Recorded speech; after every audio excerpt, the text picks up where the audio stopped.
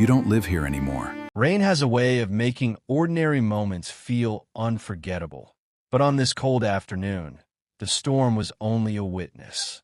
A 70-year-old woman named Evelyn Carter stood at the front door of the house she had called home for 4 decades.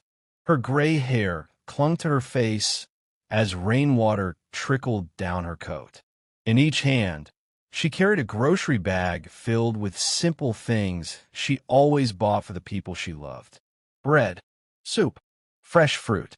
The same shopping list she had followed for years without ever asking for anything in return. She smiled as she reached for the doorknob, expecting to step inside, dry off, and prepare dinner the way she had done thousands of times before. But the knob refused to turn. She frowned, assuming the old lock had jammed again. She tried once more, then a little harder. Nothing.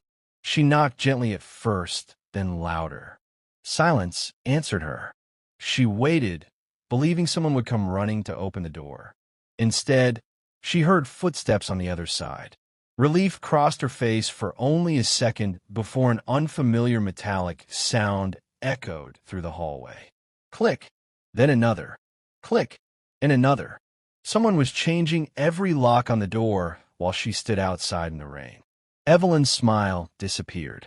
Her hands trembled so badly that one grocery bag slipped to the porch, scattering apples across the wet concrete. She pressed her palm against the door and called out the names of her children, certain there had been some terrible misunderstanding. Then she heard voices. She heard laughter. Not nervous laughter. Not confused laughter. Comfortable laughter, as if everyone inside had already accepted what was happening. Finally, footsteps approached the door again. The lock turned just enough for someone to speak through the narrow opening. The voice belonged to the son she had raised, protected, and believed would always stand beside her. His words were calm, almost rehearsed. "Mom, you don't live here anymore." In that single sentence, 40 years of sacrifice seemed to disappear. 40 birthdays she organized. 40 Christmas mornings she made magical. 40 years of missed vacations, overtime shifts, unpaid dreams, and quiet prayers suddenly counted for nothing. The home she helped build had become a place where she was no longer welcome. How does something like this happen? How does a mother spend an entire lifetime putting everyone else first only to find herself standing outside her own front door with nowhere to go? When did love become paperwork? When did gratitude become ownership? Who decided that the woman who carried this family through sickness, financial hardship, heartbreak, and loss had somehow become a stranger? Was this a decision made in a single afternoon? Or had it been unfolding for years while she believed everything was perfectly fine? And perhaps the hardest question of all, how do the people who once reached for their mother's hand become the very people who closed the door on her forever? The answers are more painful than anyone standing on that porch could have imagined. What happened to Evelyn Carter was not the result of one cruel conversation or one family argument. It was the final chapter of a story that had been unfolding quietly for decades, hidden beneath birthday celebrations, family photographs, holiday dinners, and smiling faces that convinced neighbors everything was exactly as it should be. Before we continue, let us know in the comments where you're watching from. We'd love to hear from you. And don't forget to hit that subscribe button so you never miss any of our upcoming videos. As this story unfolds, you'll discover police officers standing in a front yard trying to decide who legally belonged inside the house. You'll witness attorneys uncovering documents that changed everything the family believed to be true.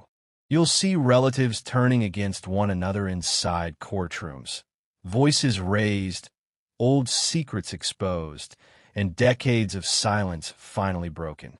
You'll learn about forgotten photographs that preserved memories no legal document could erase, handwritten records that refused to stay buried, an emotional testimony that left even experienced professionals struggling to hold back tears. Every answer uncovered seemed to create an even larger question. and every truth led to another secret waiting just beneath the surface. Yet none of those moments can be understood unless we return to where this story truly began. Because this wasn't the beginning. It was the end of a 40-year betrayal. To understand what happened, we have to go back 40 years. The hardest part about betrayal is that it almost never begins with shouting, broken doors, or obvious warning signs.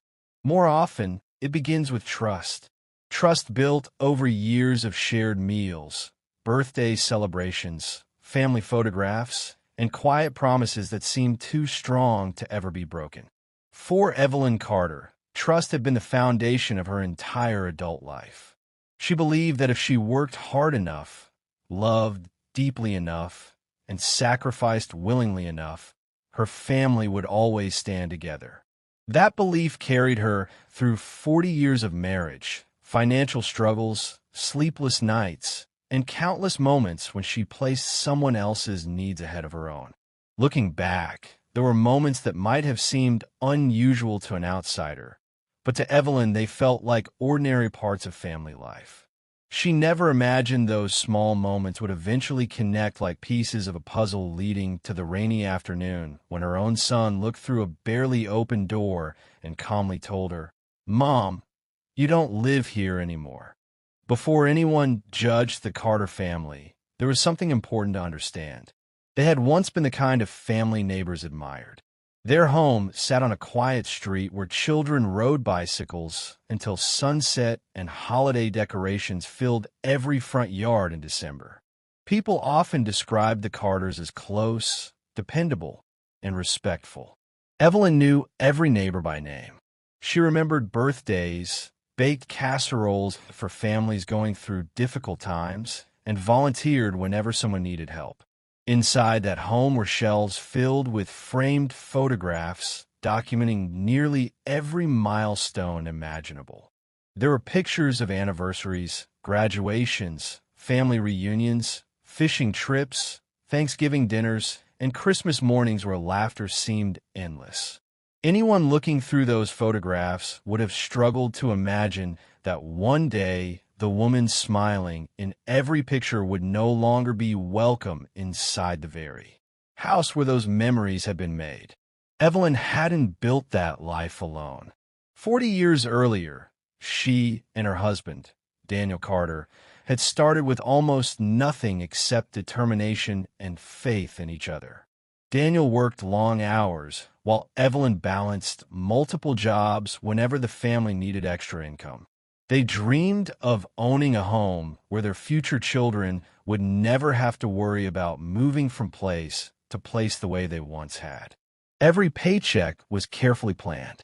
Every unnecessary expense was postponed. Vacations became rare, new clothes became occasional luxuries, and expensive celebrations were replaced with simple family dinners around a small kitchen table. None of those sacrifices felt painful because they believed they were building something that would outlast them both. Brick by brick, payment by payment, year after year, that modest house became more than property. It became the symbol of everything they had accomplished together. As the years passed, the Carter family grew. Their children filled the once quiet house with noise, laughter, arguments, school projects, sporting equipment, and dreams about the future. Evelyn embraced every role a mother could possibly have. She was the one who stayed awake through fevers, attended every school performance she could, celebrated every achievement no matter how small, and somehow managed to stretch the family budget further than anyone thought possible. When money became tight, she quietly accepted additional work without complaining. When one child needed college tuition, she delayed replacing her aging car. When another struggled financially as an adult, she opened her savings account without hesitation. She never kept score because, in her mind, that was simply what mothers did. She believed love was measured by what you gave away, not by what you kept for yourself. What Evelyn could not see was that while she remembered every promise made around that family dinner table, not everyone remembered them the same way. Over time, conversations about helping their aging parents slowly became conversations about managing finances. Discussions about planning for the future gradually shifted toward ownership, paperwork, and legal documents. The changes were subtle enough to escape notice. After all, families naturally talk about retirement, health care, and estate planning as parents grow older. Nothing seemed unusual. Nothing seemed urgent. At least, that was what Evelyn believed. She had no reason to question the people she had trusted from the day they were born. If there was one thing that held the Carter family together, it was Daniel. He had always been the calm voice whenever disagreements threatened to become arguments. He reminded everyone that family mattered more than money, more than pride, and more than being right. Whenever tension appeared, Daniel somehow found a way to bring everyone back to the same table. Evelyn often joked that he could settle an argument before dessert was served. His steady presence gave her confidence that no matter what challenges came their way, the family they had spent 40 years building would remain united. She couldn't imagine a future where that foundation no longer existed. She certainly couldn't imagine standing alone outside the front door of the house they had built together, wondering how everything she believed about love, loyalty, and family could disappear without warning. But that future was already beginning to take shape, and the first signs appeared long before anyone realized the cost of ignoring them. Time has a remarkable way of hiding sacrifice. The extraordinary slowly becomes ordinary, and the people who give the most often receive the least recognition because everyone begins to expect their kindness. That was exactly what happened to Evelyn Carter. As the years passed, she became the quiet center of the family, the person everyone depended on without ever stopping to consider how much she carried every single day. She remembered birthdays before anyone else did, mailed anniversary cards, babysat grandchildren whenever she was asked, and somehow managed to make every family gathering feel effortless. While others arrived with desserts or drinks, Evelyn had already spent days planning the menu, shopping for groceries, cleaning the house, and preparing enough food to make everyone feel at home. When the last guest left, she was also the one washing dishes long after everyone else had gone to bed. She never complained because she believed love was demonstrated through actions rather than words. If her family was happy, then she believed she had done her job well. Daniel understood those sacrifices better than anyone. More than once, he urged Evelyn to slow down and think about herself for a change. He suggested vacations they never took, hobbies she never pursued, and dreams she always postponed until a later time that somehow never arrived. Evelyn would simply smile and tell him there would be plenty of time for those things after the children were fully settled. First came college tuition, then weddings. After that came helping with down payments on first homes.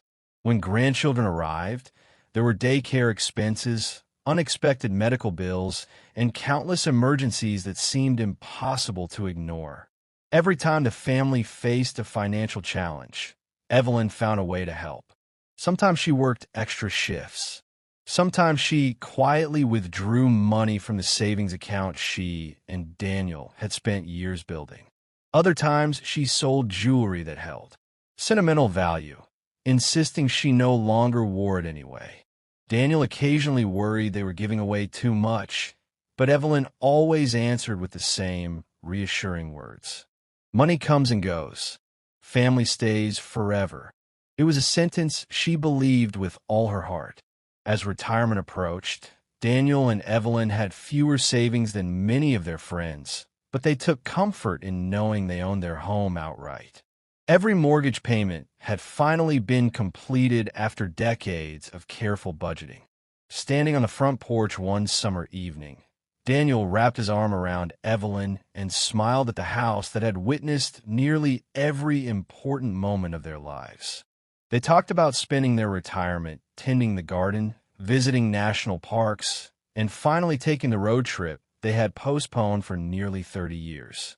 They laughed as they imagined noisy holidays with grandchildren filling every room. It was a simple dream, but after a lifetime of hard work, it felt more than enough. Neither of them realized that the very house representing their greatest accomplishment would soon become the center of the greatest heartbreak they would ever experience. The first changes were almost impossible to notice. Their oldest son began asking more questions about household finances, explaining that he simply wanted to make sure his parents were prepared for the future. Another child encouraged them to organize important documents in case of an emergency. Family conversations that once revolved around birthdays, vacations, and grandchildren gradually included discussions about insurance policies, property taxes, healthcare decisions, and legal paperwork. On the surface, everything sounded responsible and caring. Friends even complimented the Carter children for taking such an active interest in their aging parents' well-being. Evelyn felt proud whenever someone praised her children. She often said she had been blessed with a family that looked after one another. Every conversation about planning ahead seemed to confirm that belief. Then life took a turn no amount of preparation could prevent. Daniel began feeling unusually tired. At first, both he and Evelyn blamed it on age. They laughed about needing more afternoon naps and promised each other they would start eating healthier. But as weeks turned into months, the fatigue became impossible to ignore. Medical appointments replaced weekend outings. Test after test followed.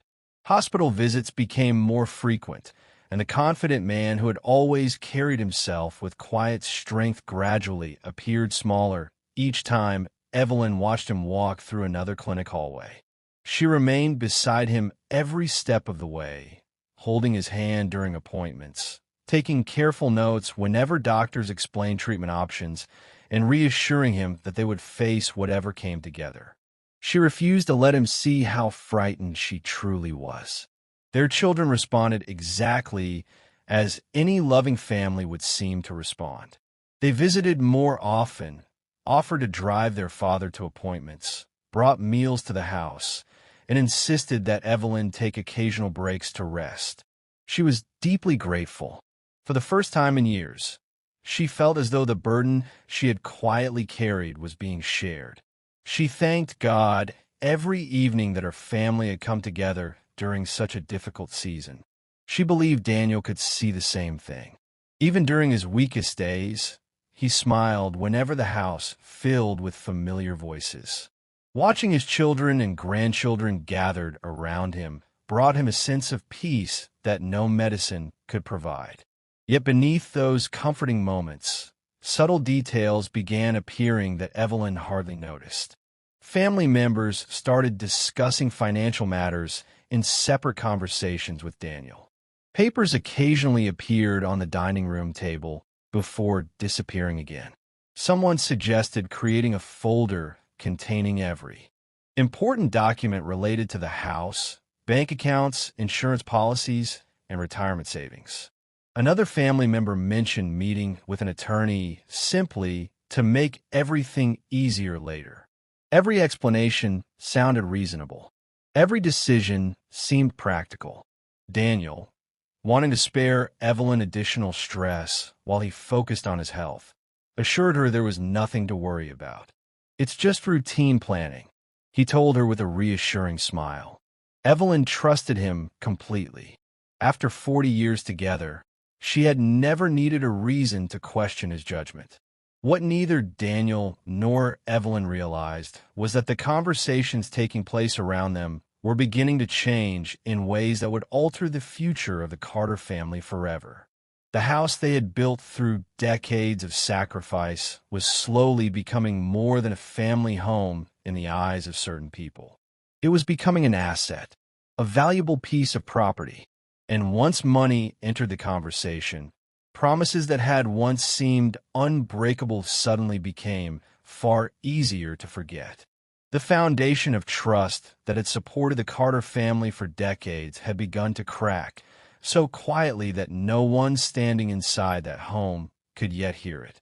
By the time those cracks became impossible to ignore, the cost of repairing them would be far greater than anyone could have imagined. The following year tested the Carter family in ways none of them had anticipated.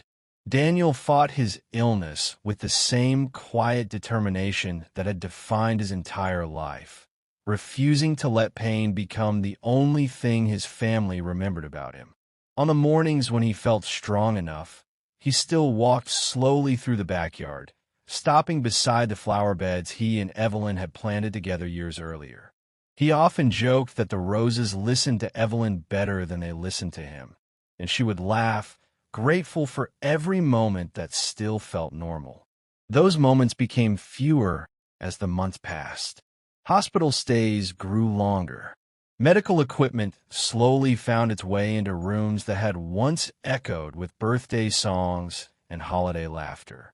Friends from church visited often, bringing meals, offering prayers, and reminding Daniel how many lives he had touched over the years. Evelyn rarely left his side. She slept in uncomfortable hospital chairs, learned the names of every nurse on the ward, and quietly whispered words of encouragement whenever Daniel's strength began to fade. Even in those difficult days, she never imagined that the greatest challenge of her life would begin only after the man she loved was gone. The children became increasingly involved in their parents' daily affairs. At first, their help was a welcome relief. One handled insurance paperwork, while another offered to organize medical bills. Someone volunteered to manage online banking because, they explained, it would save Evelyn unnecessary stress. Another suggested keeping copies of important documents in a safe place where everyone could access them during an emergency. Every suggestion sounded thoughtful. Every offer appeared generous. Friends admired how united the Carter family seemed during such a painful season. Evelyn often thanked her children for stepping forward, telling them she didn't know what she would do without them. They smiled, hugged her, and assured her she would never have to face anything alone. Those words brought comfort she desperately needed. She believed them completely. One quiet evening, after returning home from another long hospital visit, Daniel asked Evelyn to sit beside him on the living room couch. The house was unusually silent. Family photographs covered the walls around them, capturing decades of smiles frozen in time. Daniel reached for Evelyn's hand and held it gently, just as he had on the day they exchanged wedding vows. He told her there was something he wanted her to promise. Not about money, not about the house, not about possessions. He wanted her to promise that if anything happened to him, she would continue living her life instead of simply surviving it. He reminded her of the vacations they had postponed, the friends she had neglected while caring for everyone else, and the hobbies she had always intended to pursue someday. Evelyn fought back tears as she assured him they still had time. Daniel smiled softly, but there was sadness in his eyes that neither of them spoke aloud. Before they went to bed that night, he looked around the room one last time and quietly said, "Whatever happens, this house is your home. Never let anyone make you forget that." Only a few weeks later, the Carter family gathered around Daniel's hospital bed. The room was filled with silence, broken only by the steady rhythm of medical machines.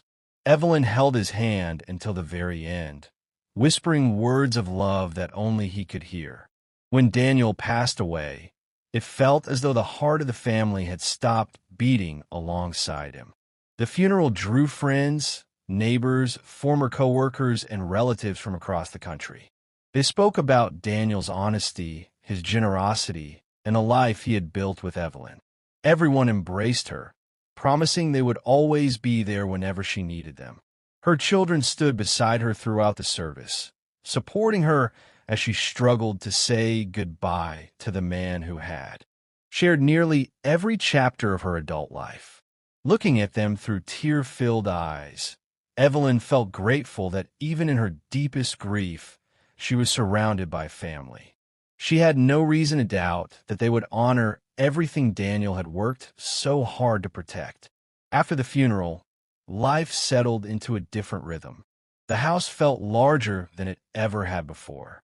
Every room carried reminders of Daniel. His favorite chair remained untouched. His reading glasses still rested on the small table beside the lamp. His coffee mug sat in the cabinet exactly where he had always left it. Some mornings, Evelyn caught herself listening for his footsteps before remembering she was now alone. Her children visited frequently during those first few weeks. They insisted she shouldn't have to worry about bills, paperwork, or legal matters while she was grieving. They encouraged her to focus on healing while they handled everything else. Evelyn accepted their help with sincere gratitude. She had spent a lifetime solving problems for everyone around her, and for the first time, she allowed others to carry some of that responsibility. She believed Daniel would have wanted that. Then, almost without realizing it, Evelyn began signing documents she barely glanced at. Some were presented as insurance forms. Others were described as routine paperwork related to Daniel's estate. One afternoon, a neatly organized folder appeared on her kitchen table. Her oldest son gently explained that several signatures were needed before certain financial matters could be finalized. Evelyn hesitated for only a moment before reaching for the pen.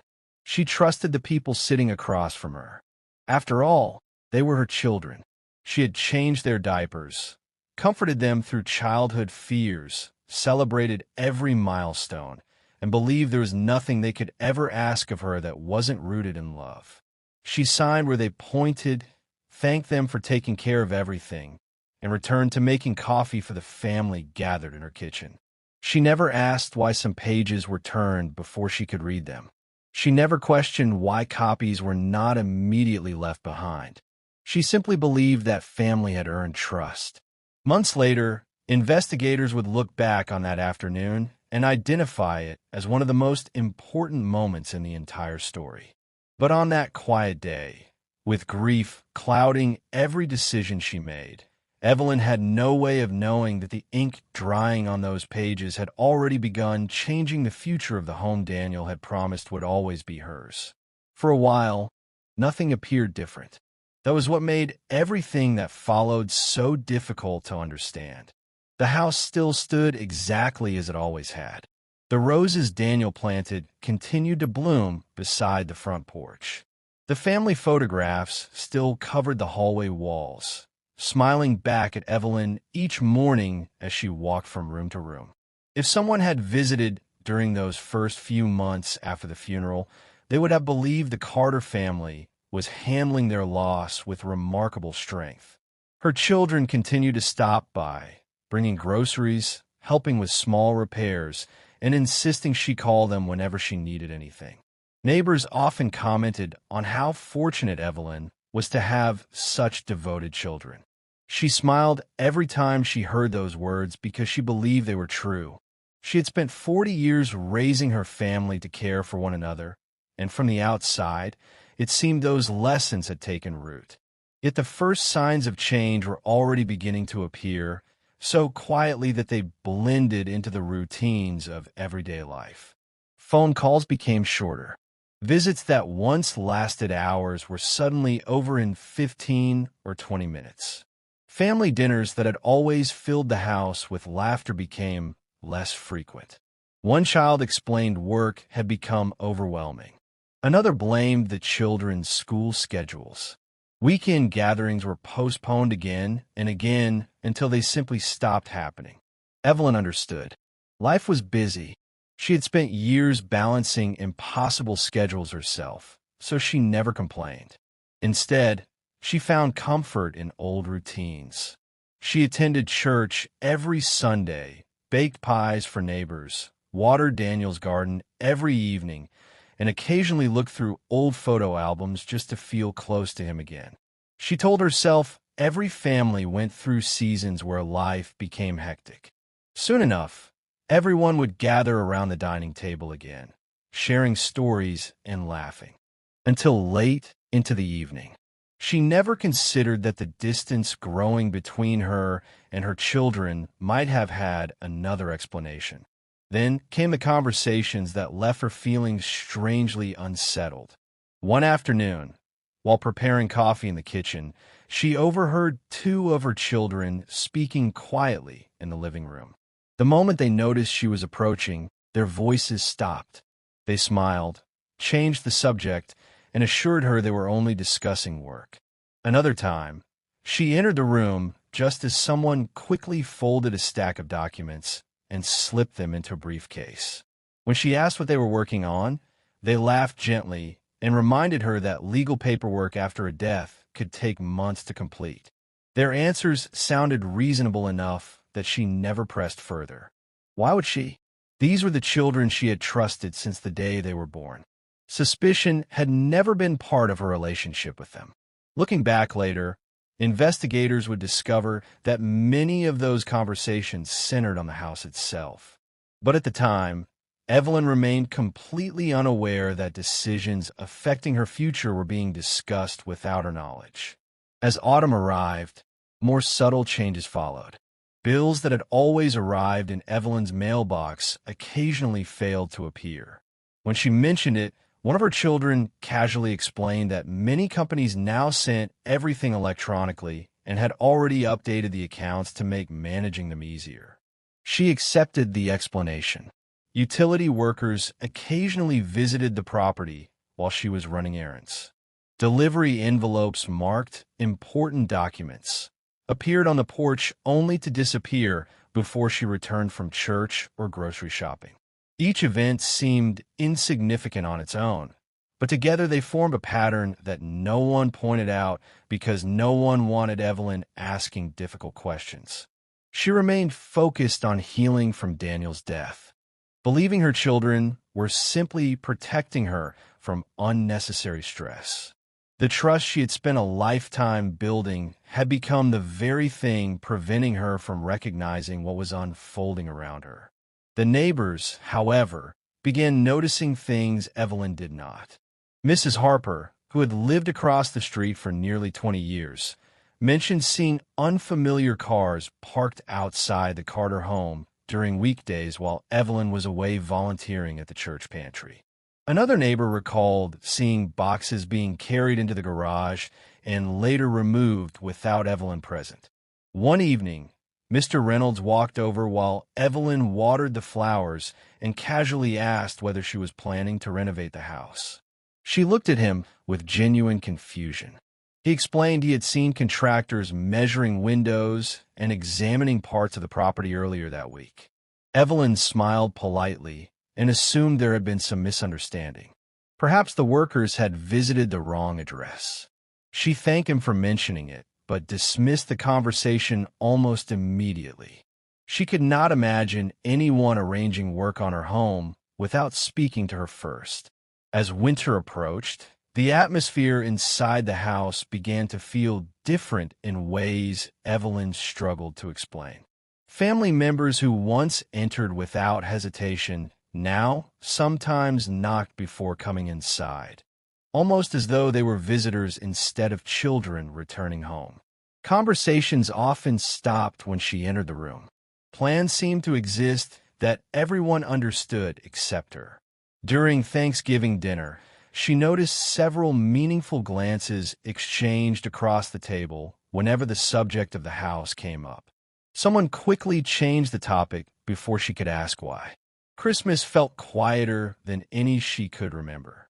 Fewer relatives attended. The celebration ended earlier than usual. As she packed away the decorations Daniel had collected over the years, an unfamiliar feeling settled over her. It was not fear exactly. It was the quiet realization that something within her family had changed, even if she could not yet explain what it was. She prayed she was simply allowing grief to cloud her thoughts. Then, early one January morning, Evelyn decided to visit an old friend recovering from surgery. Before leaving, she straightened the living room, checked the thermostat, locked the front door, and slipped her keys into her handbag, just as she had done thousands of times before. She spent several hours at the hospital before stopping at the grocery store on her way home. She bought fresh vegetables, soup, bread, and Daniel's favorite apples out of habit, catching herself with a bittersweet smile when she realized he would never eat another one. As she drove toward the familiar house on the quiet street, she had no reason to believe that her life was about to divide into two parts. Everything that happened before she reached that front porch and everything that happened after. The groceries resting on the passenger seat would soon become scattered across the rain-soaked concrete. And a single sentence waiting behind that front door would erase every certainty she had carried for the past 40 years. Dark clouds rolled across the afternoon sky as Evelyn turned onto the familiar street she had driven down thousands of times before. A light rain had begun to fall, covering the neighborhood in a gray silence that somehow made everything feel slower. She parked in the driveway exactly where she and Daniel had always parked their car, gathered the grocery bags from the passenger seat, and paused for a moment to admire the little flower bed beside the porch. Even in winter, she had tried her best to keep it alive because Daniel had loved those flowers. Carrying the groceries carefully, she climbed the front steps without the slightest hint that anything was wrong. The porch looked the same. The welcome mat was still there.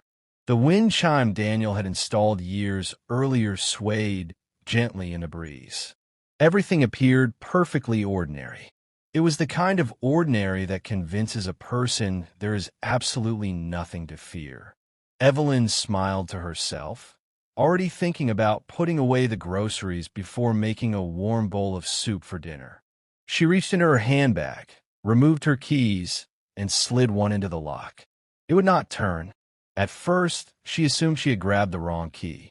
Her eyesight was not as sharp as it had once been, and the keys looked similar. She tried another one. Still nothing. Frowning slightly, she wiped the rainwater from the key with her sleeve and tried again. The key entered the lock, but refused to move. She leaned closer, wondering whether the old lock had finally worn out after decades of use. It had happened once before many years ago, and Daniel had fixed it in less than an hour. She smiled sadly at the memory before knocking gently on the door.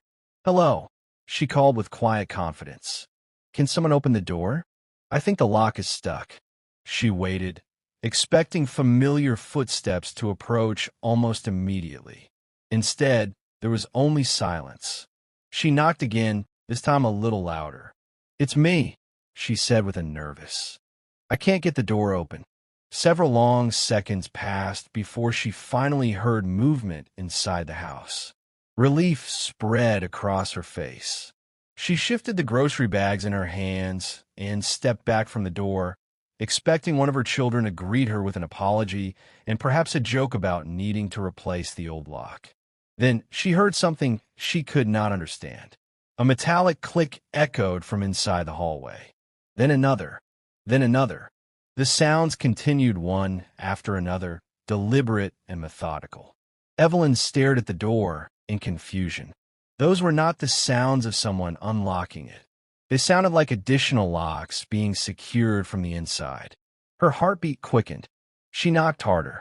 "Is everything all right?" she asked, her voice trembling slightly. "Why are you locking the door?" No one answered.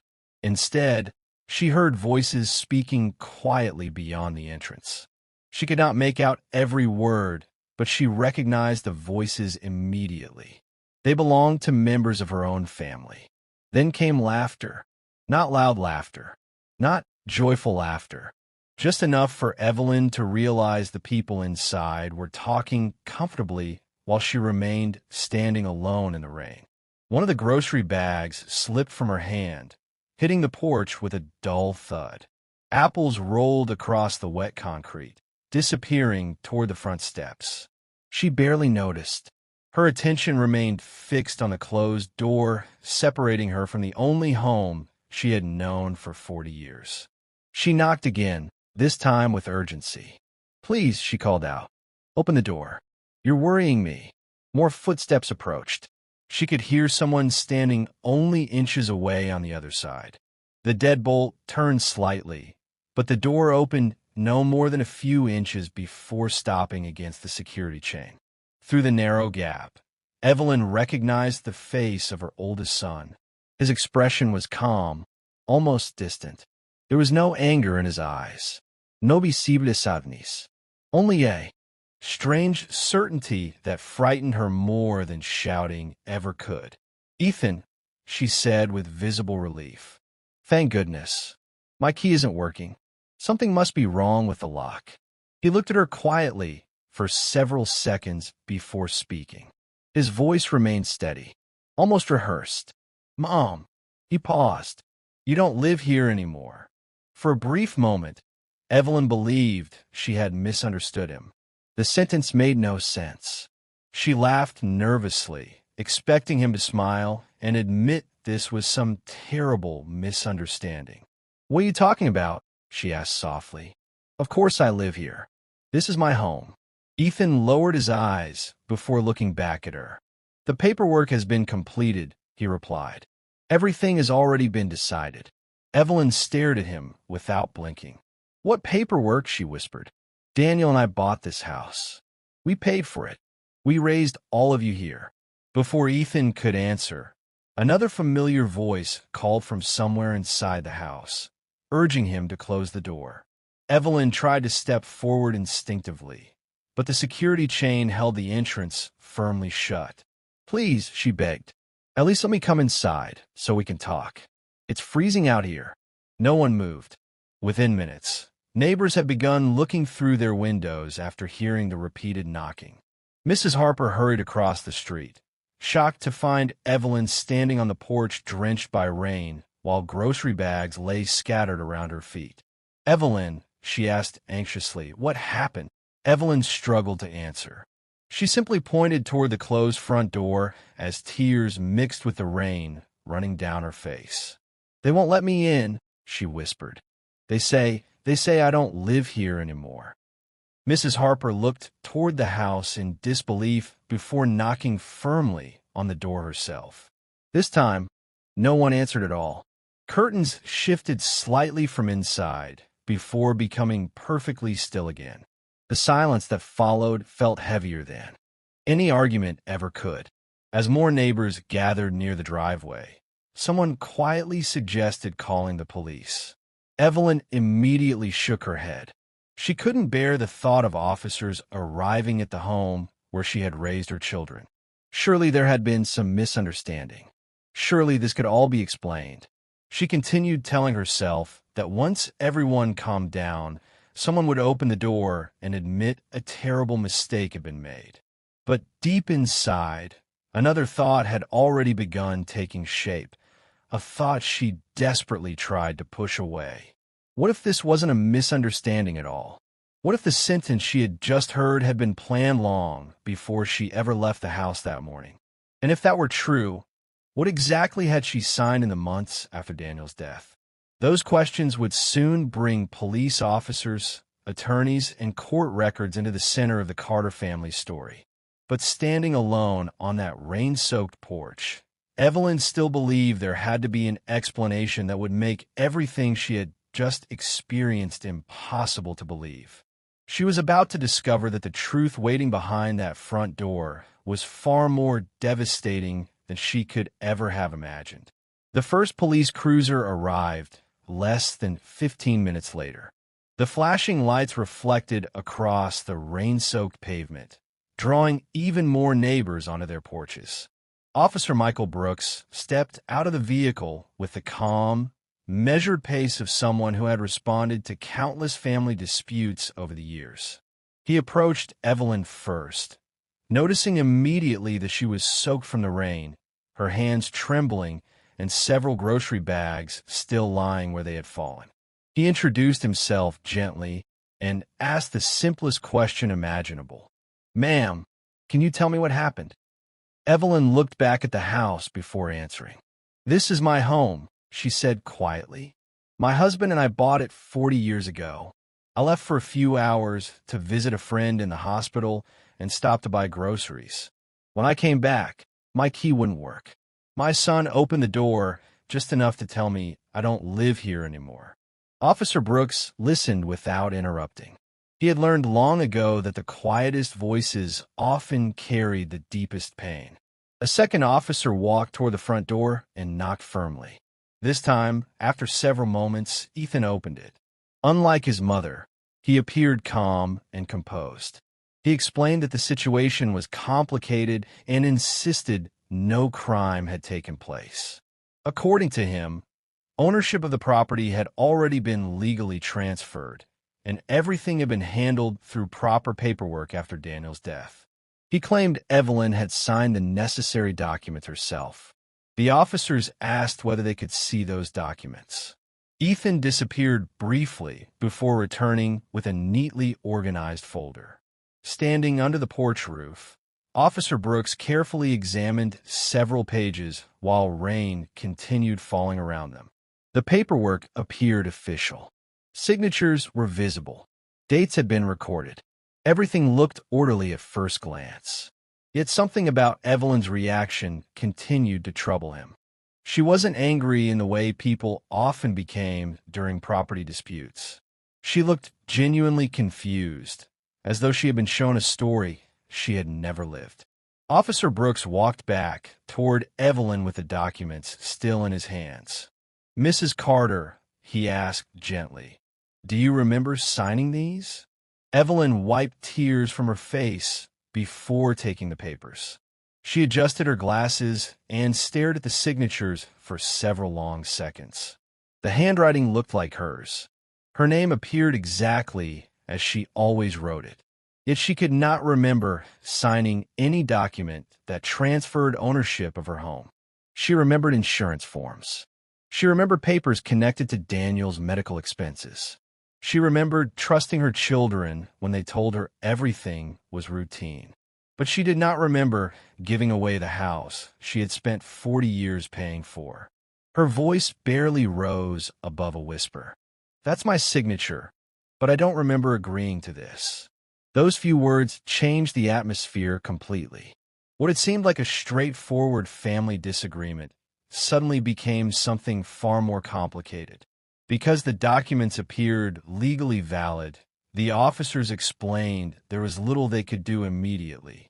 They could not simply force the family to open the door, nor could they decide ownership on the front lawn. They encouraged Evelyn to contact an attorney as soon as possible and advised everyone involved to avoid further confrontation until the matter could be reviewed through the proper legal process. It was an answer that satisfied no one. The neighbors watched in disbelief as the officers prepared to leave. Mrs. Harper stepped forward and quietly offered Evelyn a place to stay for the night.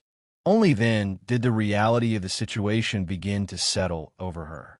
For the first time in 40 years, she had nowhere to sleep in the home she believed was still hers. That evening, sitting at Mrs. Harper's kitchen table with a cup of untouched tea growing cold in front of her, Evelyn replayed the previous months over and over in her mind. Every conversation, every document, every signature, every reassuring smile. She remembered Daniel's final promise. "Whatever happens, this house is your home. Never let anyone make you forget that."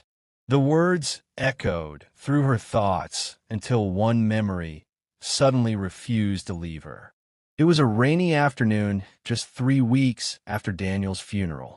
Her oldest daughter had placed a thick folder on the kitchen table and gently said, "These are just routine estate papers. We marked the places you need to sign." At the time, Evelyn had been exhausted from grief. She had trusted her family without reading each page carefully.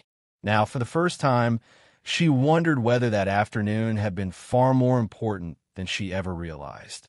The following morning, Evelyn made a decision that would change the course of everything that followed. She would not argue with her children through a locked front door. She would not rely on assumptions or memories clouded by grief. She wanted facts.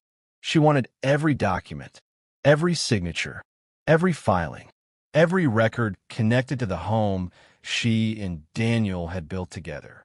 Somewhere within those pages lay the truth. Either she had willingly surrendered everything she owned and somehow forgotten doing so, or someone had carefully taken advantage of a grieving widow who trusted the people she loved most.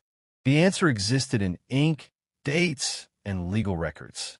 Evelyn intended to uncover it, no matter how painful the truth might prove to be.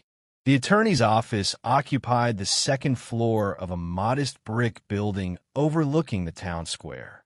There was nothing particularly impressive about it. Yet as Evelyn stepped through the front door 2 days later, it felt like she was crossing into unfamiliar territory. She had never imagined she would need legal advice against her own family. Throughout her life, lawyers had been people other families hired, not hers. Daniel had often joked that if they treated people fairly, they would never have to worry about courtrooms or lawsuits. For 40 years, that belief had proven true. Now, carrying nothing more than a worn handbag, a folder containing the documents the police had photographed, and a heart weighed down by questions, Evelyn quietly introduced herself to the receptionist. Within minutes, she was sitting across from attorney Rebecca Lawson, a woman with nearly 3 decades of experience handling estate disputes and cases involving older adults. Rebecca listened without interruption as Evelyn carefully described everything from Daniel's illness to the afternoon she found herself standing outside her own front door in the rain. When Evelyn finished speaking, Rebecca remained silent for several moments before opening the folder. She examined each page slowly, occasionally making notes in the margin of a yellow legal pad. She compared dates, signatures, witness lines, and filing stamps with a careful attention that only years of experience could bring. Finally, she looked up and asked a question that caught Evelyn completely by surprise. "Mrs. Carter, did anyone explain these documents to you before you signed them?" Evelyn searched her memory. Faces came back clearly. Voices came back clearly. She remembered someone placing the papers in front of her. She remembered hearing the words, "These are just routine estate papers." She remembered asking whether everything was connected to Daniel's affairs. She remembered being assured there was nothing to worry about. But she could not remember anyone reading the documents aloud or explaining that ownership of her home might be changing. She slowly shook her head. "No," she answered. "I trust in my children. I believe they were helping me." Rebecca closed the folder and folded her hands together. "Trust," she said quietly, "is not the same thing as informed consent." The sentence lingered in the room. She explained that signatures alone did not always answer every legal question. Courts often examine the circumstances surrounding those signatures. Was the person grieving? Were they pressured? Did they fully understand what they were signing? Were important facts withheld? Those questions mattered just as much as the ink on the page. Evelyn listened carefully, feeling something she had not experienced since standing on her own porch only days earlier. It was not relief. It was hope. Small, cautious hope, but hope nonetheless. Rebecca was careful not to promise victory. Instead, she promised something far more important. "Before we decide what happened," she said, "we're going to find out exactly what happened." The investigation began immediately. Rebecca requested certified copies of every document connected to Daniel's estate, the transfer of the Carter home, and every filing made since his death. She also requested banking records, correspondence, and appointment logs from the attorney who had originally prepared the paperwork. Some records arrived quickly. Others required formal requests and waiting periods. Every new envelope that landed on Rebecca's desk answered one question while creating 2 more. Certain signatures appeared consistent. Others seemed oddly rushed compared to the steady handwriting Evelyn had used for decades. Several documents had been signed within days of one another. During the period when Evelyn later admitted she barely remembered eating regular meals because of overwhelming grief. Rebecca had handled enough estate disputes to know that. Timing often told its own story. She wasn't prepared to draw conclusions yet, but she was no longer convinced this was simply a routine family disagreement. Meanwhile, life outside the courtroom continued moving forward, though nothing felt normal anymore. Evelyn remained with Mrs. Harper, who insisted she stay as long as necessary. Every morning, Evelyn looked across the street toward the house she still instinctively thought of as home. Sometimes she saw curtains moving. Sometimes unfamiliar vehicles appeared in the driveway. Once, she noticed workers carrying furniture from the garage into a moving truck. She wanted to walk across the street and ask what was happening, but Rebecca had advised her to avoid direct confrontations until they understood the legal situation completely. So she watched from a distance, feeling as though she had become a visitor in the neighborhood where she had once known every crack in the sidewalk and every blooming tree. Late one Friday afternoon, Rebecca received a phone call she had been waiting for. The county records office had located an earlier property file dating back many years, long before Daniel became ill. Buried within that file was a document Rebecca had not expected to find. She thanked the clerk, gathered her notes, and immediately called Evelyn. "Mrs. Carter," she said, her voice calm but unmistakably serious. "I think we found something important. I need you to come to my office first thing tomorrow morning." Evelyn's heart began pounding. She wanted to ask whether the news was good or bad, but something in Rebecca's tone suggested the answer wasn't that simple. That night, sleep refused to come.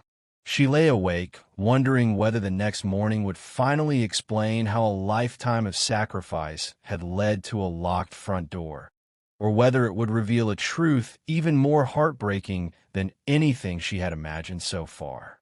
The next morning arrived with a quiet stillness that made every passing minute feel unusually heavy.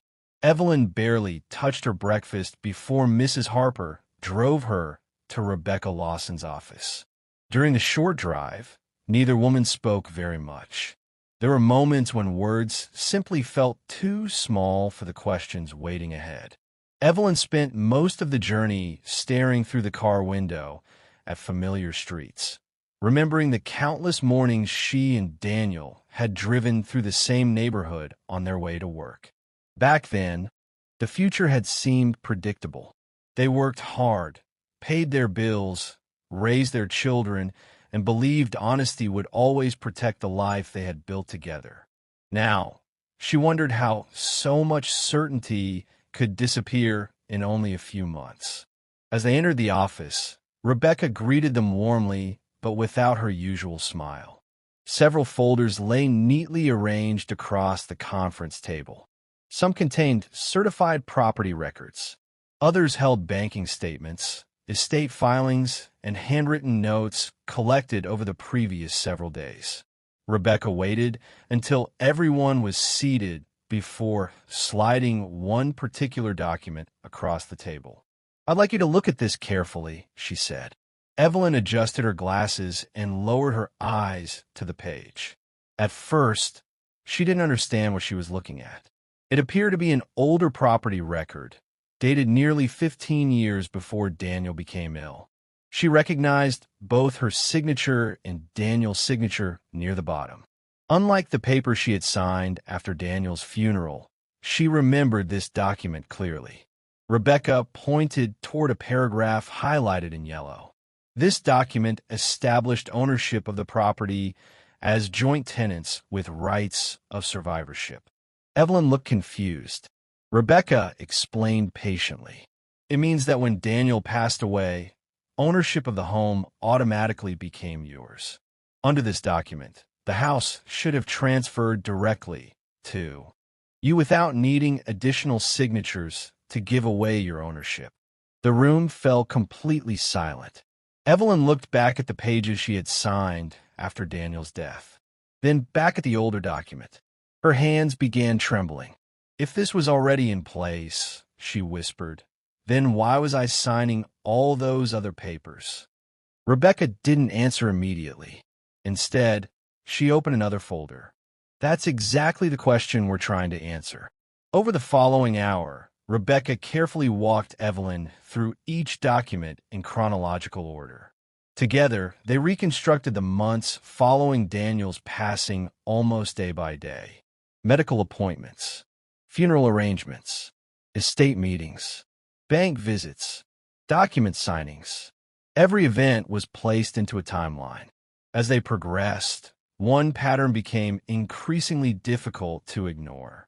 Nearly every important legal document had been presented to Evelyn during the 6 weeks immediately following Daniel's funeral, precisely when she later admitted she could barely remember what day it was.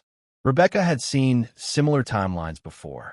Grief often left people emotionally exhausted, making them more likely to trust those around them without carefully questioning complicated legal language. That alone did not prove wrongdoing, but it raised concerns that could not simply be dismissed. Then Rebecca opened the final folder. Inside was a certified copy of the deed currently recorded with the county. She slowly turned it toward Evelyn. "There is something here that concerns me." Evelyn studied the page. Her name appeared once. Then several lines below, ownership had been transferred into new names. Names she recognized immediately. Members of her own family. She stared at the document without speaking. "They told me," she finally whispered. "They told me they were only helping me organize Daniel's affairs." Rebecca nodded gently. "I know." Tears slowly filled Evelyn's eyes. She wasn't crying because of the property anymore. She was crying because every reassuring conversation, every comforting hug, every promise that she would never have to worry had suddenly become impossible to separate from the paperwork, now spread across the table. The memories themselves no longer felt safe. Rebecca leaned forward. "There is one more thing." She reached into the folder and removed a witness statement obtained from the law office where several of the documents had been signed. One paragraph immediately caught her attention. According to the statement, one scheduled appointment had been changed at the last minute. The attorney who normally handled estate matters had been unexpectedly unavailable. Another representative from the office had completed the meeting instead. More importantly, the witness could not clearly remember anyone explaining the full contents of every document before the signatures were collected. Rebecca closed the folder. "I can't tell you today that anyone committed fraud," she said carefully. "That would require much more evidence. But I can tell you this. There are enough unanswered questions that a judge deserves to hear them." For the first time since standing outside her own front door in the rain, Evelyn no longer felt completely powerless. She finally understood something Daniel had always believed. The truth didn't become less important simply because it was difficult to uncover. Sometimes it only took longer to reach. As Evelyn prepared to leave the office, Rebecca handed her another sheet of paper. It wasn't a legal document. It was a notice confirming that a petition had officially been filed with the court requesting a full review of the property transfer and every document connected to Daniel Carter's estate. The case now had a hearing date. For the first time, Ethan and the rest of the Carter family would have to answer questions under oath. Whatever had happened behind closed doors during the months after Daniel's death would no longer remain a private family secret. Within weeks, every signature, every conversation, every promise, and every decision would be examined in a courtroom where emotions carried little weight and evidence meant everything. Neither side realized it yet, but one person who had remained completely silent since Daniel's funeral was about to step forward. And the testimony that individual carried had the power to change everything the Carter family believed would happen next. The news that a court hearing had been scheduled spread through the Carter family far more quickly than Evelyn expected.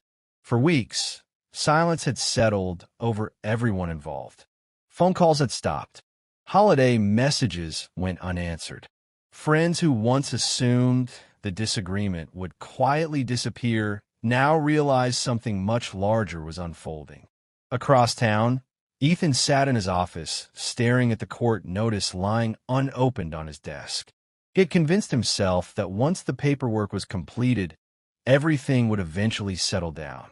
Instead, every decision made during the months after Daniel's death was now being questioned. He replayed countless conversations in his mind, searching for reassurance that they had done the right thing. Every explanation he had repeated to himself suddenly felt less convincing. He remembered telling his mother that the documents were simply routine estate forms. At the time, he believed simplifying the process would spare her unnecessary stress. Now those same words had become the center of a legal dispute that threatened to divide the family permanently. What troubled him most was not the lawsuit itself. It was the growing realization that somewhere between trying to solve practical problems and making permanent decisions, his mother's voice had slowly disappeared from the conversation altogether. Across town, Rebecca Lawson continued preparing the case with the patience of someone who understood that facts rarely revealed themselves all at once. Every property record, financial statement, meeting schedule, and witness account was placed into a carefully organized timeline. She noticed something increasingly difficult to ignore. Nearly every major decision concerning the Carter home had occurred while Evelyn was grieving the loss of Daniel. Medical records confirmed the emotional strain she had endured during those weeks. Church members described a woman who often struggled to remember simple appointments because her thought remained consumed by her husband's passing. Friends recalled gently encouraging her to rest because she appeared emotionally exhausted. None of these facts alone proved that anyone had acted dishonestly, but together they painted the picture of someone placing complete trust in the people closest to her at the exact moment she was least prepared to question complicated legal documents. As the hearing approached, Rebecca decided there was one person she needed to speak with before stepping into the courtroom. She drove to a retirement community on the edge of the county to meet Thomas Whitmore, a retired real estate attorney who had drafted the original property documents nearly 15 years earlier when Daniel and Evelyn refinanced their mortgage. Thomas had long since retired and spent most of his days tending a small vegetable garden behind his cottage. At first, he believed Rebecca simply wanted clarification about an old file. But when she explained what had happened to Evelyn, his expression changed immediately. He asked for a copy of the original deed, adjusted his reading glasses, and studied every page with remarkable concentration despite the years that had passed since he last handled the case. After several quiet minutes, he nodded slowly. "I remember Daniel," he said. "He was very particular about one thing." Rebecca leaned forward. "What was that?" Thomas closed the file carefully before answering. "He told me more than once that he wanted to make absolutely certain Evelyn would always have a home, no matter what happened to him. He repeated it often enough that I never forgot." Rebecca asked whether Daniel had ever mentioned transferring ownership to his children after his death. Thomas immediately shook his head. "Quite the opposite," he replied. "He specifically wanted Evelyn protected first. Only after she no longer needed the house did he want the family discussing inheritance." His words did not determine the outcome of the lawsuit, but they confirmed something Rebecca had begun suspecting from the very beginning. Daniel had taken deliberate legal steps years earlier to ensure his wife would never face uncertainty about the home they had built together. If ownership had later changed under entirely different circumstances, the court deserved to understand exactly how and why those changes occurred. Meanwhile, Evelyn spent her days trying to hold on to small pieces of normal life. She continued attending church, although walking through the parking lot became increasingly difficult as more people quietly recognized her from local news reports covering the upcoming hearing. Some approached to offer encouragement. Others simply embraced her without saying a word. Mrs. Harper remained by her side through every difficult day, reminding her that seeking answers was not an act of revenge. It was an act of respect for the life she and Daniel had spent 40 years building together. Those conversations gradually restored a confidence Evelyn thought she had lost forever. She no longer wanted to fight because she was angry. She wanted the truth to be heard because silence had already cost her too much. On the evening before the hearing, Evelyn returned to the neighborhood one final time before entering the courthouse the following morning. She remained inside Mrs. Harper's parked car across the street, looking quietly at the home where nearly every important memory of her adult life had been created. She watched the porch where Daniel had welcomed grandchildren home from school.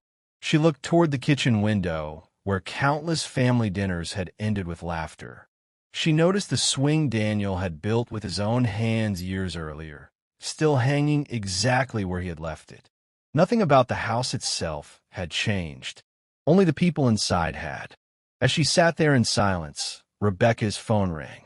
The caller identified herself as a former legal assistant from the office that had handled several of the estate documents after Daniel's funeral. She explained that she had recently learned about the lawsuit and believed there was something the court needed to know. Rebecca listened without interrupting, occasionally writing notes as the woman spoke. When the conversation finally ended, Rebecca looked across the car toward Evelyn, her expression more serious than ever before. "Tomorrow," she said quietly, "someone is coming to court who hasn't spoken until now. If her memory is as clear as she believes it is, everything about this case may change." Morning arrived long before the sun seemed ready to rise. Evelyn barely slept the night before the hearing. Every time she closed her eyes, she found herself standing on that rain-soaked porch once again, hearing the words that had changed her life forever. "Mom, you don't live here anymore." Those 6 words echoed through her thoughts as she quietly dressed for court. She chose the same navy blue dress she had worn to Daniel's memorial service, not because she wanted to relive that painful day, but because Daniel had once told her it made her look confident even when she doubted herself. As she fastened the small silver necklace he had given her on their 25th wedding anniversary, she paused for a long moment in front of the mirror. The woman looking back at her seemed older than she remembered, not because of the passing years, but because heartbreak had a way of leaving marks no one else could see. Mrs. Harper gently placed a reassuring hand on her shoulder before they left for the courthouse. "Whatever happens today," she said softly, "remember that telling the truth is never the wrong thing to do." Evelyn nodded without speaking. She knew this day was no longer only about a house. It was about 40 years of sacrifice, trust, and promises that deserved to be remembered honestly. The courthouse was already busy when they arrived. Reporters stood outside, discussing the unusual family dispute that had captured the attention of the local community. Neighbors filled several rows inside the courtroom gallery, quietly whispering among themselves while waiting for the hearing to begin. Some had watched Daniel and Evelyn build their lives together from the very beginning. Others simply couldn't understand how a disagreement between a mother and her children had reached this point. Across the room, Ethan entered with his attorney, avoiding eye contact with anyone as he took his seat. For just a brief moment, his eyes met Evelyn's. Neither of them smiled. Neither looked away immediately. It was the first time they had seen one another since the afternoon she stood outside the locked front door. There had once been birthday parties, baseball games, Christmas mornings, and family vacations between them. Now, only silence occupied the space where those memories had once lived. When the judge entered, the courtroom became perfectly still. After reviewing the case summary, he explained that the purpose of the hearing was not to settle old family arguments, but to determine whether the transfer of ownership had been completed with full understanding and proper legal consent. Rebecca Lawson stood first. She did not begin by discussing signatures or legal procedures. Instead, she carefully described the life Daniel and Evelyn had built together over 40 years. She spoke about 2 ordinary people who worked tirelessly to purchase a modest home, raise a family, and create financial security through decades of sacrifice. Then she turned toward Evelyn. Your Honor, she said calmly, this case is not about whether documents exist. We acknowledge they do. This case asks whether those documents truly reflected the informed wishes of a grieving widow who believed she was signing routine estate paperwork while relying completely on the guidance of the people she trusted most. Her words were measured, respectful, and deliberate. There was no anger in her voice, only a quiet determination to let the evidence speak for itself. Ethan's attorney responded by emphasizing that every document appeared properly signed, witnessed, and filed according to legal procedures. He argued that difficult family decisions often created painful emotions, but emotional pain alone could not invalidate legally executed paperwork. From a distance, his argument sounded logical. Yet as he spoke, several members of the courtroom gallery glanced toward Evelyn, whose expression revealed not outrage, but genuine confusion. She still struggled to understand how the home she and Daniel had spent 40 years paying for had ended up beyond her reach. The judge listened carefully to both sides before inviting the first witnesses to testify. Church friends described Evelyn's emotional condition during the weeks following Daniel's death. Neighbors recalled seeing family members handling paperwork, while Evelyn appeared overwhelmed by grief. Medical records confirmed the extraordinary stress she had experienced during that period. Each witness added another small piece to a puzzle that remained incomplete. Then Rebecca called the witness whose unexpected phone call had changed everything only the evening before the hearing. A woman in her early 60s quietly walked toward the witness stand and introduced herself as Linda Morales, the former legal assistant who had worked at the estate office responsible for preparing several of the disputed documents. She had retired only months earlier and had not followed the case until seeing a local news report featuring Evelyn's photograph. As Linda settled into the witness chair, the courtroom grew noticeably quieter.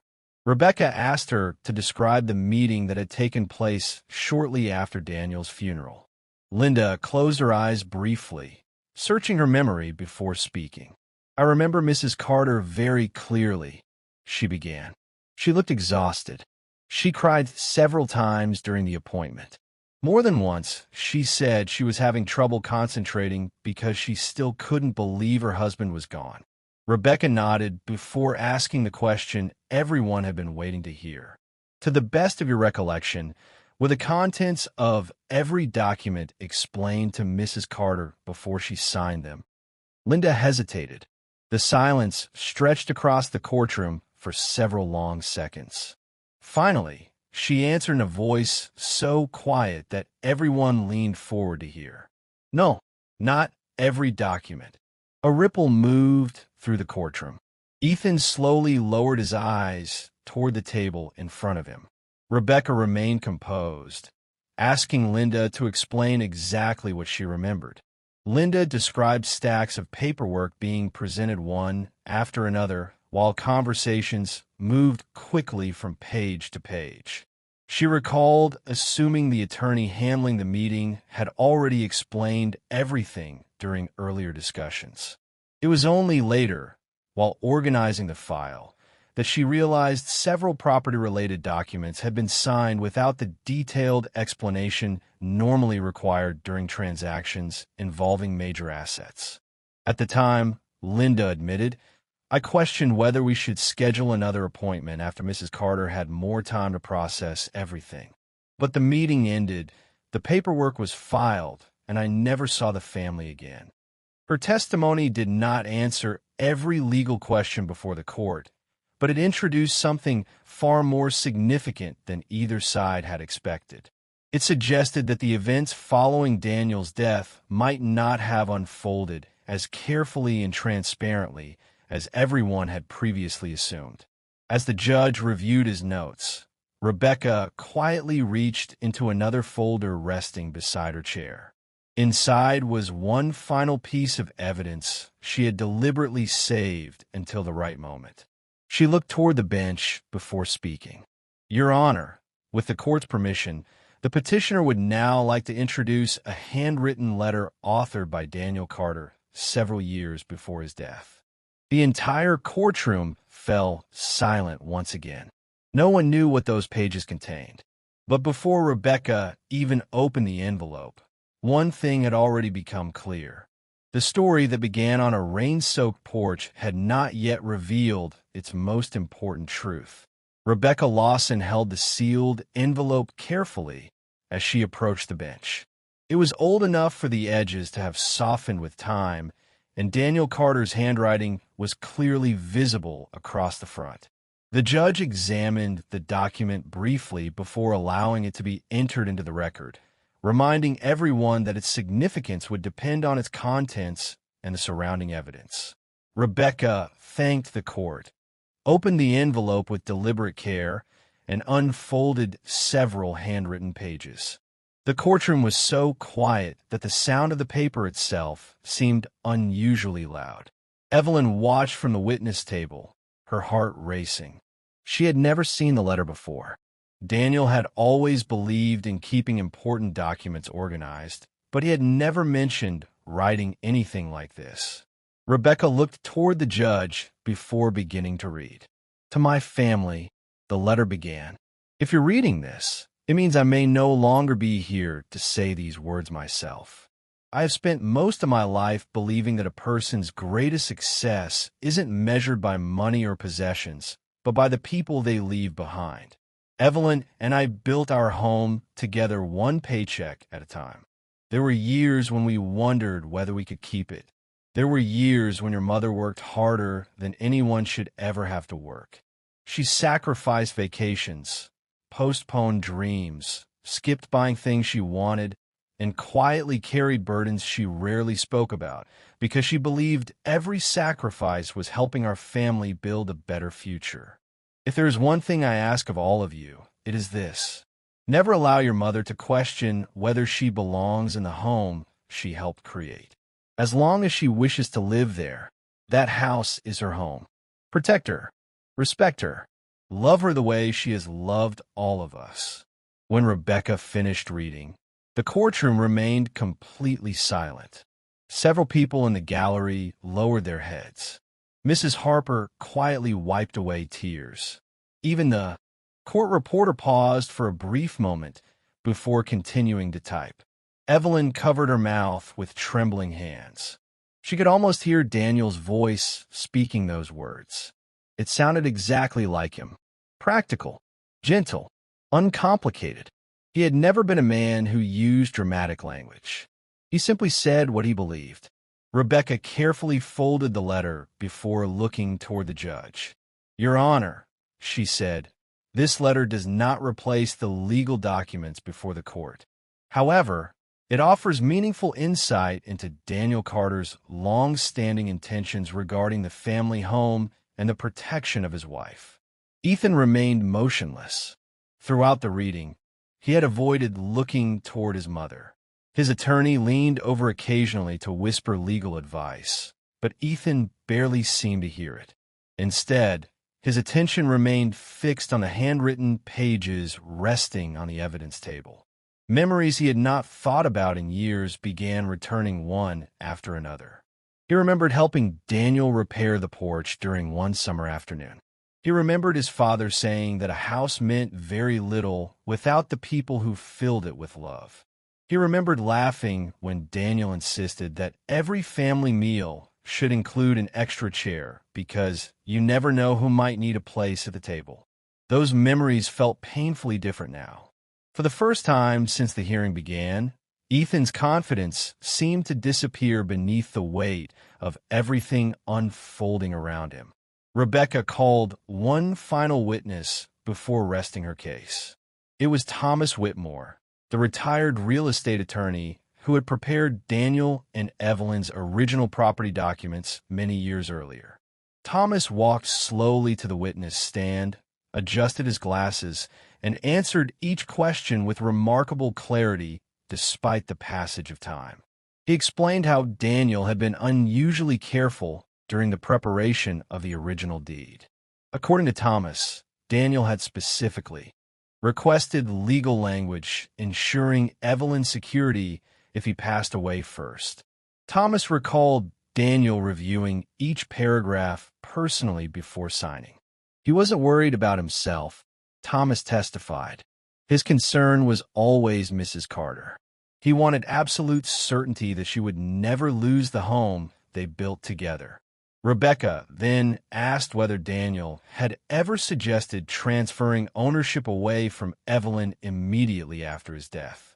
Thomas answered without hesitation. Never. If anything, he wanted the exact opposite. The courtroom grew noticeably quieter as Ethan's attorney rose for cross-examination. He questioned Thomas respectfully but firmly, pointing out that the witness could not possibly know every conversation Daniel may have had during the years that followed. Thomas agreed. He never claimed otherwise. He simply repeated what he personally remembered from the legal work he performed and the conversations he witnessed.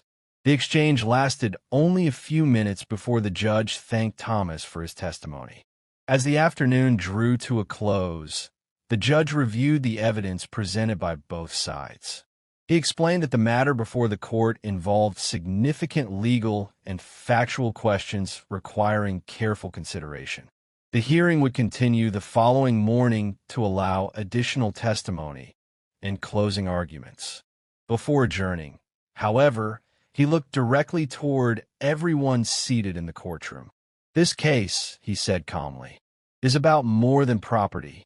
It concerns trust, informed decision-making, and the responsibilities family members owe one another during periods of profound grief. The court will examine every document carefully before reaching any conclusion. The gavel struck softly. People slowly began leaving the courtroom. Some reporters hurried outside to prepare their stories. Neighbors gathered in quiet conversations along the courthouse steps. Evelyn remained seated for a moment, staring at the empty witness stand where Daniel's words had just echoed through the room. She felt sadness, relief, and uncertainty all at once. Rebecca gently placed a hand on her shoulder. "We made important progress today," she said. "But tomorrow may be even more difficult." Evelyn nodded. Across the hallway, Ethan stood alone near a window overlooking the courthouse lawn. For the first time since this painful conflict began, he wasn't thinking about legal arguments or court filings. He was thinking about his father. He was thinking about the promise every member of the Carter family had once made to protect the woman who had spent 40 years protecting them. And before the next hearing even began, someone would make a decision that none of the attorneys, the judge, or even Evelyn herself expected. A decision that would change the future of the Carter family forever. That night, the Carter family found themselves scattered across the same town, yet living in completely different realities. Evelyn returned to Mrs. Harper's home emotionally exhausted. But for the first time since being locked out, she felt that someone had finally listened to her. She wasn't asking the court to erase the pain or restore the years she had lost worrying about everyone else. She simply wanted the truth to be heard. After dinner, she quietly sat on the back porch wrapped in a blanket Daniel had always kept nearby for chilly evenings. Looking up at the stars, she whispered the same prayer she had spoken every night since his passing. "I don't know what tomorrow brings, but I hope I've honored the life we built together." There was comfort in saying the words aloud, even if no one else could hear them. She wasn't praying for revenge. She wasn't praying for anyone to suffer. She was praying that whatever happened next would leave no room for doubt about what Daniel had wanted and what she herself had believed all those years. Across town, Ethan remained alone in the Carter house. For the first time since his mother's departure, the silence inside the home felt impossible to ignore. He walked slowly from room to room, noticing details he had overlooked for years. There was the small scratch on the hallway wall from when he had ridden his bicycle through the house as a boy despite repeated warnings from Daniel. The pencil marks inside the pantry door still recorded the heights of every child as they grew older. In the living room stood the old rocking chair where Evelyn had spent countless nights comforting sick children, reading bedtime stories, and waiting for Daniel to come home after late shifts at work. Those memories had always been part of the house, but until now, Ethan had never considered who had created them. Every room reminded him that the building had never simply been real estate. It had been the center of his family's life. He sat quietly in Daniel's favorite chair, staring at the handwritten letter Rebecca had read aloud earlier that day. Although the original remained with the court, every sentence echoed clearly in his memory. Never allow your mother to question whether she belongs in the home she helped create. Those words refused to leave him. Shortly after midnight, there was a knock at Ethan's front door. Standing outside was his younger sister, Emily. Her face revealed the same exhaustion that had settled over the entire family. Neither of them spoke for several moments before she finally stepped inside. They sat across from one another at the dining room table, where so many family celebrations had once taken place. "Do you remember Dad teaching us how to make pancakes?" Emily asked unexpectedly. Ethan smiled faintly. He always burned the first one. They both laughed softly before the laughter disappeared almost as quickly as it had come. Emily lowered her eyes. "I've been thinking about Mom ever since the hearing." Ethan remained silent. "This isn't how any of this was supposed to happen," she continued. "When Dad died, everyone kept saying we needed to protect the family. Somewhere along the way, it became more about protecting the paperwork than protecting Mom." Ethan looked away. Deep inside, he knew she was right, but admitting it felt like acknowledging that every decision made during the previous months had led them further from the values Daniel had spent a lifetime teaching. The conversation lasted for hours. They revisited meetings they had almost forgotten, discussions about taxes, maintenance costs, inheritance planning, and practical concerns that had gradually overshadowed the emotional reality of what their mother was experiencing. Neither of them claimed there had been a plan to hurt Evelyn, yet both slowly recognized something equally painful. Good intentions did not erase harmful consequences.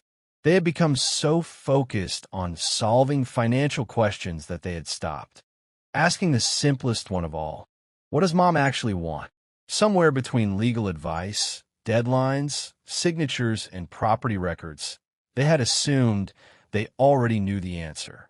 They had convinced themselves they were acting responsibly. Sitting together in the quiet house Daniel had built, that certainty no longer existed. The following morning, before court resumed, Rebecca Lawson arrived early to organize her notes. She expected another long day of testimony, legal arguments, and careful examination of documents. Instead, the court clerk informed her that Ethan's attorney had requested a private conference before the hearing officially began. Rebecca exchanged a puzzled glance with Evelyn as they entered a small meeting room adjacent to the courtroom. Ethan was already waiting there. He looked noticeably different from the previous day. The confidence he had carried into court had been replaced by visible regret. For several long seconds, no one spoke. Finally, Ethan stood and faced his mother directly. "I'm not asking you to forgive me today," he began quietly. "I don't think I've earned that." Evelyn looked at him without saying a word. "I've spent all night thinking about Dad," Ethan continued, "and I kept hearing the letter Rebecca read yesterday. I realized something that should have been obvious from the beginning. We kept telling ourselves we were doing what was best for the family, but we never stopped to ask what was best for you." His voice trembled. "I can't change what happened on that porch." He paused, "and I can't take back the words I said." The room remained completely still. "But I can stop pretending that winning this case matters more than making things right." Rebecca watched carefully, unsure where the conversation was leading. Ethan slowly reached into his briefcase and removed a sealed envelope. He placed it gently on the conference table. "My attorney and I prepared this before coming to court this morning," he said. "It contains signed documents agreeing to return every ownership interest claimed through the disputed transfer while the court continues reviewing the case. Evelyn stared at the envelope. She didn't reach for it. She wasn't thinking about deeds or property anymore. She was looking at her son, trying to recognize the little boy she had once tucked into bed every night, the teenager she had cheered for from the sidelines, the young man she believed would always protect his family. For the first time since the rain-soaked afternoon when she was told she no longer belonged, she saw tears filling his eyes. Yet even as hope quietly entered the room, Rebecca remained cautious. She knew that one decision could begin repairing a family. But she also knew that the truth surrounding the disputed documents had not yet been fully uncovered. The court still had unanswered questions, and before the judge closed the case, one final revelation about the weeks following Daniel Carter's death would emerge. One that would force every member of the Carter family to confront not only what they had done, but why they had allowed it to happen in the first place. The conference room remained silent long after Ethan placed the envelope on the table. No one reached for it immediately. Rebecca Lawson understood that legal documents could resolve ownership disputes, but they could not answer the questions that had haunted Evelyn since the afternoon she stood outside her own front door in the rain. Even if every signature were reversed, even if the house were returned exactly as it had been before, one question would remain. How had a family built on 4 decades of love reached a moment where a mother was left standing outside her own home? Rebecca looked toward Ethan with the same calm expression she had maintained throughout the case. "Before this matter goes back into the courtroom," she said quietly, "I need you to tell your mother the truth. Not the legal version. Not the version you've repeated to yourself over the past several months. The truth." Ethan lowered himself into his chair and slowly folded his hands together.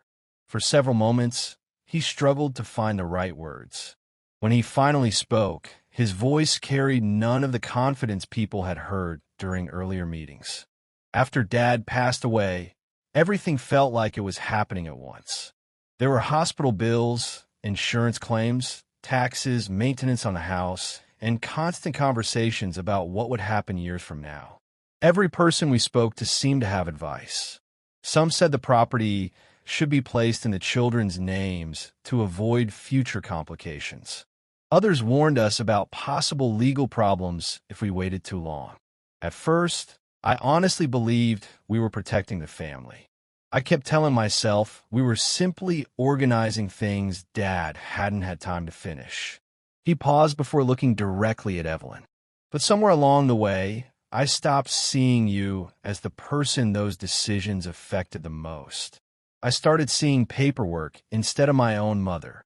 Emily quietly wiped tears from her face as Ethan continued. "The day we asked you to sign those documents, I knew you weren't really reading every page. I remember you asking whether everything was connected to Dad's estate. I remember answering yes, because I convinced myself it wasn't entirely untrue.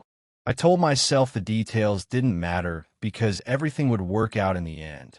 Every small compromise became easier after the one before it. Every uncomfortable decision felt temporary. Then the paperwork was completed, and suddenly we were defending decisions we should have questioned from the beginning." His voice broke for the first time. "When you came home that afternoon, I wasn't prepared to see you standing there holding those grocery bags. I wasn't prepared to hear you call my name the way you did. I knew the moment I looked through that partially open door that nothing about our family would ever be the same again." Evelyn listened without interrupting. She wanted to be angry. Part of her believed she should be. Yet as she watched her son struggle beneath the weight of his own decisions, another emotion quietly emerged. It wasn't forgiveness, not yet. It was sorrow. Sorrow that fear, assumptions, and poor choices had slowly replaced the trust their family once shared. "Why didn't you just talk to me?" she asked softly. "After everything we'd been through together, why didn't anyone simply sit down and tell me what was happening?" Ethan closed his eyes briefly before answering. Because I was afraid you'd say no. And once I realized that, I should have understood we were doing something that needed your full agreement. Instead, I convinced myself I knew what was best. Dad spent his whole life teaching us to respect you, and somehow I managed to forget that when it mattered most. A gentle knock interrupted the conversation. The court clerk announced that the judge was ready to resume the hearing. Everyone stood, but the atmosphere had changed. The courtroom would still consider the legal issues before it, yet something equally important had already happened behind the closed door of that conference room. For the first time since Daniel's death, the Carter family had spoken honestly without hiding behind legal language or carefully chosen explanations. It did not erase the damage. It did not restore the lost months or the painful memories, but it opened a path that had seemed impossible only days earlier. When the hearing resumed, Ethan's attorney informed the court that his client wished to withdraw his opposition to Evelyn's petition and consented to restoring her ownership interest while the court finalized the necessary legal orders. The judge listened carefully before turning to Ethan. "Mr. Carter," he asked, "is this decision being made voluntarily?" Ethan stood. "Yes, Your Honor, it is." The judge nodded. "Very well. The court appreciates your decision, but because questions remain regarding how these documents were executed, the court will still issue findings to ensure the record is clear and to help prevent similar situations in the future." After reviewing the testimony, documents, and evidence presented over both days, the judge delivered his decision. He concluded that the circumstances surrounding the disputed transfer raised serious concerns about whether Evelyn had fully understood the nature of the document she signed during a period of profound grief.